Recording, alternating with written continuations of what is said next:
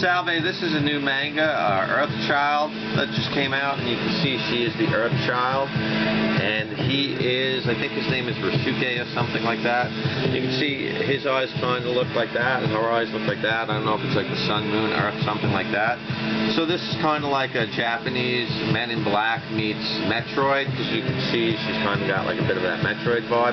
She really reminds me of something I just can't place. So anyways, here she's the EarthChild, and she saves Resuke from what seems to be a car accident, or a car hitting him. And it looks like maybe she was out jogging. You can't even see the title, but it says EarthChild. And it looks like, yeah, she's in a little jogging suit. She's kind of cute. She reminds a little bit of, you know, a lot of characters. And he wakes up and he crapped his pants. Well, he has his pants muddy. It looks like he crapped his pants to me, though. He has a memory of her face. She erased his memory, but he still remembers her face for some reason. So they have a random chance meeting, and in that random chance meeting, that's where the thing sort of takes a bit of a nosedive a little bit, because it's like he sees her in a crowd, he randomly sees her, and then all of a sudden, like, you know, like she puts him down on the ground, and she's got like him in like some sort of like judo lock or something like that. And she has telekinesis, so you can see that's how she's lifting it up. I think this is like a recreation of like a Superman or a comic, maybe Spider-Man or Superman when they're like lifting the car up. If I remember right, that's what it kind of reminds me of. A lot of it's like a lot like Superman. Chapter 1 is You Are the Earth and I Am the Moon. So maybe one's the EarthChild, one's the Moonchild, one's the sun, literally the Sunchild. So yeah, it seems alright. So they have a random chance meeting. He asks her for a date after that, but it's in all these public people, all these people see it. Now, if she's supposed to hide her superhero powers, she should never do that. Like Clark Kent, Superman, Spider-Man, Batman, all the superheroes would never reveal themselves in a crowd like that. She has telekinesis. She could have made it so like he slipped and fell and she helped him up. So I'm going to give that an F. There's a lot of this SJW leftist feminist shit, and they're trying to appeal to the West, I guess, but they don't know how to write. Here's one part I really like. Here you can see she's like, he was fine with her job, so she agrees like she's going to have a meet with him. And she writes a message on his back, like 5 p.m., same place as yesterday. And she really likes Resuke because he's just an average guy. There's nothing special about him. Even the date that he goes on with her is pretty average. But this is what kind of got me interested. They make her look a little manly in this. They should make her be more feminine and stuff. And you can see she's delicate. She's not really putting much pressure on. You know, but I like the femdom. You have the femdom aspect right there. And he's at her feet, and he's like, you know, but that's kind of cool. You know, you can kind of see her. So that's probably like one of my favorite parts. That made me sort of read the manga. And in this one, she's wearing like these little boots. I wish she had like thigh-high boots or something like that. That's a little bit of a trampling. So she's got a nice personality, though. She has a nice smile. You can see that's kind of what she looks like. She's very pretty. She's a very attractive woman, attractive in many ways, because you can tell she's delicate, like she's not really being overly mean with him or anything. So it's pretty cool. Like they end up, so he has a chance meeting, and they go on a few dates. She erased his memory the first time they went on the date, so that's why she left him the message this time, so they would have the thing. So they end up married when he jumps out the window. He jumps out the window, she was hurt, he's visiting her in the hospital. Even though she has telekinesis, she's basically just a human.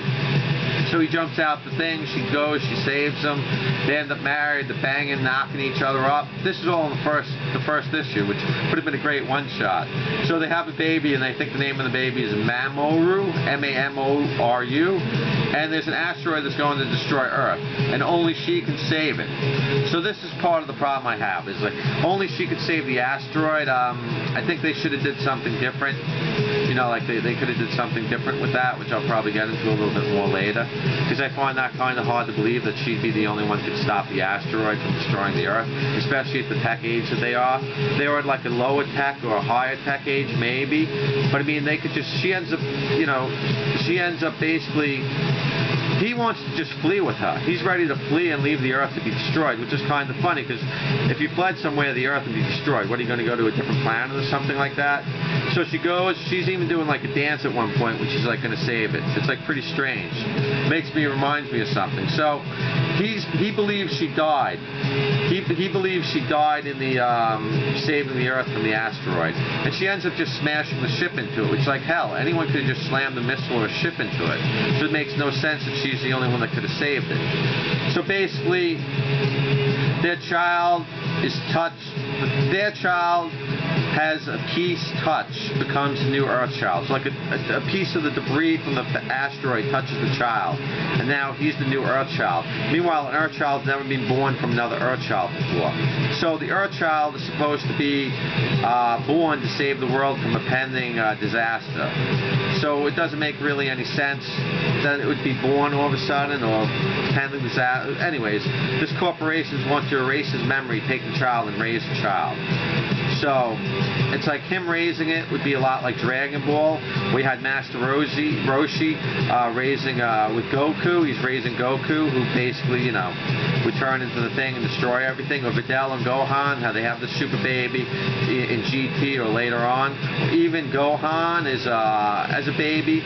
Trunks, you know, JoJo has a stand baby. Heavy Metal has where like the new Defenders passed on. It's almost like he's Mr. Mom. She looks a little bit like Power Rangers, a bit like Kaiju 8, where the mother died, defend the thing. Chainsaw Man, like raising the Control Devil. You get the idea. Rollerball, a lot like Rollerball in some ways. Dr. Stone, it's got a little bit of a Dr. Stone touch. Christine had like telekinesis and turned evil. R.I.P.D. It makes me think a little bit of like the Golden Child. It's like a single dad. It makes me think of like the single dad manga. So it's like there's nothing special about him, but he's just a single dad, and that's what makes him special, because he could raise someone that becomes special, whatever. She's kind of like a cyber ninja superhero with telekinesis, I think, as you can see. So, you know, she's kind of, so it hints that she might still be alive in Chapter 2. And so the moon swore never to turn away. So if you realize those chapters, what they mean, it probably explains things a little bit more. So basically, it's like she's like a cyber ninja superhero telekinesis. Tornado and One Punch Man, I think, has telekinesis. I think waste is the real threat, and should have been like a nuclear meltdown if they were going to do it. Because I think if they did a nuclear meltdown, it'd be more logical why she's the only one that could save the world. Well, you know, it's in close proximity, and how telekinesis could sort of stop the meltdown, or, you know, put the things back into the, you know, stuff like that. But see, I think the EarthChild would see the government or corporations as a threat to the Earth.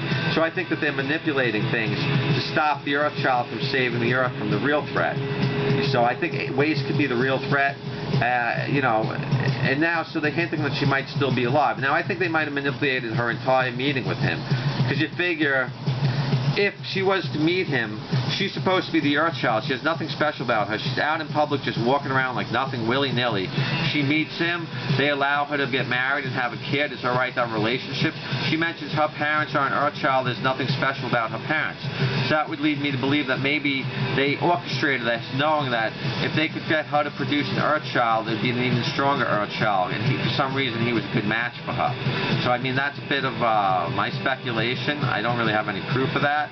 But it does seem odd that she saves him like this. You know, like she would kind of save him like that. She reminds me a little bit of Hanji from Attack on Titan, with like her personality and her style about her, where she's an attractive woman. She's wearing glasses normally. You can see her eyes and stuff.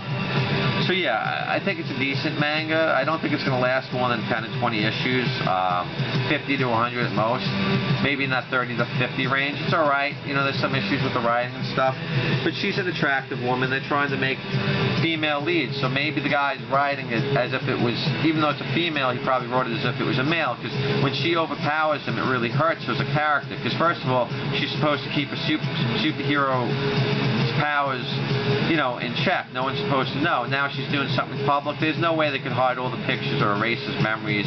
Stuff like that's kind of stupid. And the kid kind of freaks out. So then it brings up like Brightburn, or like the Superman raising the Kents. Like if you don't raise a child right, it can turn out into something like Brightburn compared to the Kents raising Superman. So there's a lot of parallels between that and other stories. Because when the baby starts freaking out, it looks like it destroyed everyone, but they were alright. And then it looks like they're going to need the father to raise them. So anyways, maybe I'll do a review on the 6 chapters. But yeah, it's alright. I'll see.